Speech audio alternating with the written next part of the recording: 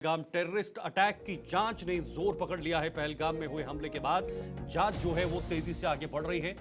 Coat Bhalwal jail में OGW से पूछताछ की जा रही है। जो जेल में पहले से ही बंद है उनसे भी ये पूछताछ हो रही है और एनआईए ने लगातार दूसरे दिन भी दोनों से पूछताछ की है।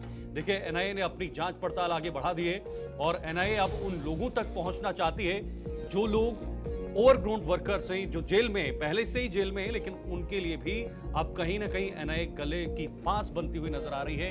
उनसे लगातार पूछताछ हो रही है और पूछताछ के बाद हो सकता है एक और बड़ा नेटवर्क या एक और बड़ा गिरोह निकलकर सामने आएगा। ये कोट भलवाल जेल में बंद ओजीडब्ल्यू से मुलाकात हुई है, उनके साथ पूछताछ हुई है। निसार अहमद और मुश्ताक हुसैन पर मदद का शक जताया जा रहा है। निसार अहमद और मुश्ताक हुसैन दोनों का नाम मैं आपको बताना चाहूंगा।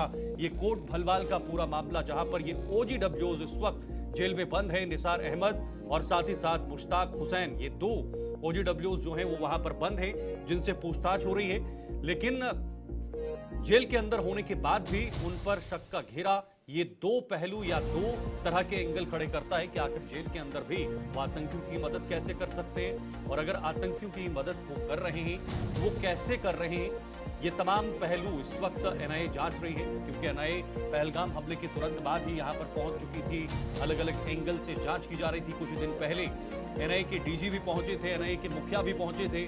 उन्होंने भी मौके पर जाकर वहां का जायजा लिया और साथ ही साथ 3D वहां पर जो एक मैप है, मैपिंग है, वो की गई और देखा गया कि कैसे ये टेररिस्ट यहां पर पहुंचे, कहां से इन्होंने एंट्री की और कहां से इन्होंने एग्जिट किया, किस तरह से 28 लोगों को इन्होंने निशाना बनाया। शिल्पा शर्मा ज्यादा जानकारी के लिए हमारी संवाददाता इस वक्त हमारे साथ जुड़ी हुई हैं। शिल्पा, क्या खबर है आपके पास, क्योंकि ये बताया जा रहा है कि दो ओजीडब्ल्यू से पूछताछ हो रही है जो ऑलरेडी जेल में बंद है।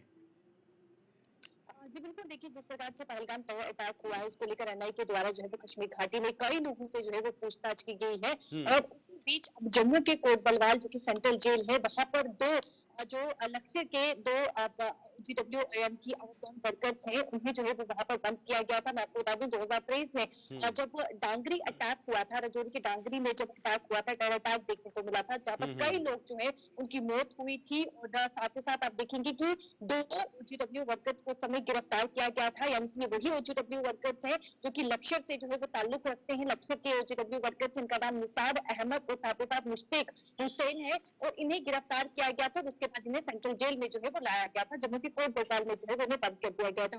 फिलहाल एनआईए को जो है वो संदेह था कि कहीं ना कहीं इनका जो है वो यानी कि इनका ताल्लुक जो है इनकी द्वारा मदद की गई है उन टेररिस्ट को जिन्होंने पहलगाम टेरर अटैक को जो है वो अंजाम दिया है। तो कहीं ना कहीं एनआईए के द्वारा जो है वो संदेह था, जिसके चलते आज सुबह जम्मू में जो है वो एनआईए की टीम जम्मू के कोटबलवाल सेंट्रल जेल में पहुंचती है। पूरी तरीके से वहां पर जो है वो इन दोनों लक्ष्य के ओजीडब्ल्यू वर्कर से जो है वो जिस प्रकार से पूरी तरीके से पूछताछ की शिल्पा, गई क्या है। ये हालांकि क्या जानकारी मिल पाई है किस तरह की मदद इन्होंने आतंकियों तक पहुंचाई है? क्या फंडिंग हुई है या संरक्षण दिया है या बाकी अन्य चीजें हैं, क्योंकि वो ऑलरेडी जेल में बंद थे, उसके बाद भी ये नेटवर्क बनाना, ये तो दो तरफा सवाल खड़े कर रहे हैं।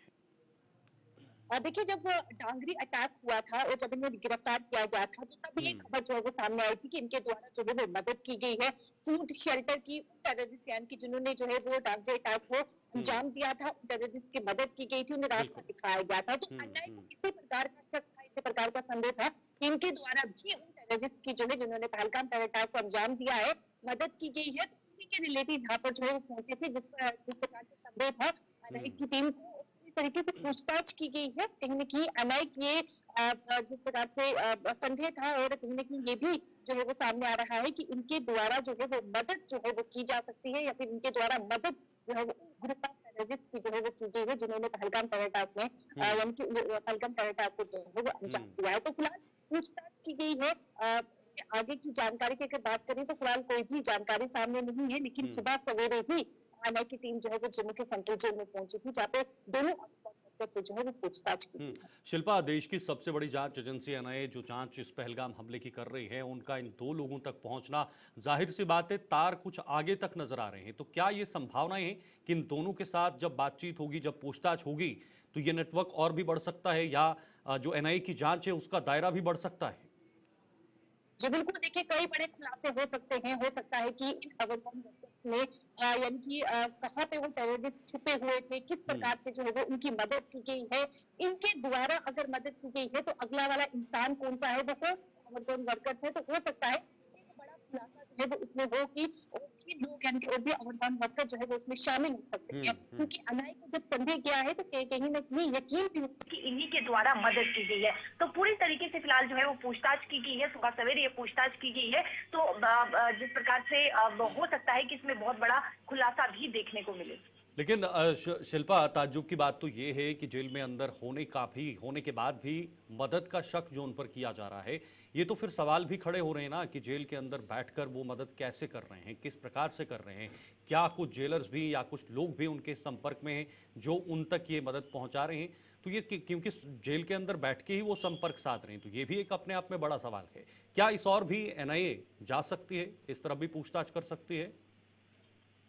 देखिए, जिस प्रकार से इन दो अवरगॉन वर्कर्स की मैं बात करूं तो जैसे मैंने कहा कि जो डांगरी अटैक हुआ था उन टेररिस्ट की मदद की गई थी फूड शेल्टर या रास्ता दिखाने में। तो हो सकता है कि जिस प्रकार से ये अवरगॉन वर्कर जो इस समय जेल के अंदर बंद है, इन्हें और भी यानी कि उस समय जो इन्फिल्ट्रेशन हुई थी या फिर अभी जो इस समय इन्फिल्ट्रेशन हुई है उसके बारे में कोई ना कोई जानकारी हो। टेररिस्ट कहाँ छुपते हैं, किस प्रकार से वो अपने आप को जो है यानी कि सेफ रखने की कोशिश करते हैं कि भारतीय सेना उन्हें न्यूट्रलाइज ना करे। तो हो सकता है कि इस प्रकार का यानी कि जिस प्रकार से अनाय को संदेह गया है, तो इन तमाम चीजों को लेकर उनसे जो है वो पूछताछ की कि कोई ना कोई सुराग जो है वो जरूर निकल कर सामने आए।